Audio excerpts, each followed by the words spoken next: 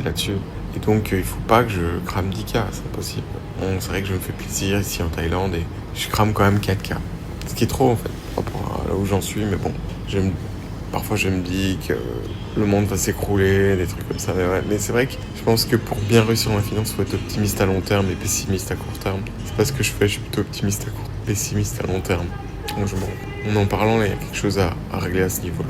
Après, le chapitre 4, c'est évidemment le plus important, l'intérêt composé, qui est impossible finalement à comprendre pour un être humain. L'intérêt composé, c'est notre cerveau est simplement pas câblé pour comprendre ce concept. Alors oui, on peut le comprendre théoriquement, mais par exemple, il parle de la puissance des calculateurs, enfin des processeurs d'ordinateur, ou de l'espace de stockage des disques durs, où voilà, on avait quelques kilo-octets dans les années 80, 90, et puis après on est passé à...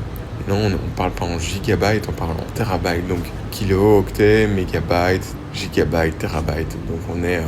voilà, ouais, c'est en fait, je sais même pas pourquoi c'est dingue, on a eu 1, 1000, 1 million, 1 milliard, et donc maintenant on parle en terabytes, comme on parlait en kilo-octets, donc on parle pas de quelques fois, on se dirait, ah oui, les disques durs auraient pu être de 10 fois, 100 fois, ah peut-être il sera 10 000, 1000 fois ou 10 000 fois, 10 000 fois plus d'espace de stockage, mais qui aurait pu dire qu'il y aurait 1 milliard de fois plus d'espace de stockage.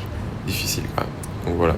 Et c'est la loi de Moore aussi des calculateurs d'ordinateur. C'est pour ça que maintenant on a l'intelligence artificielle, des choses comme ça qui auraient été impensables en fait, il y a 30 ans.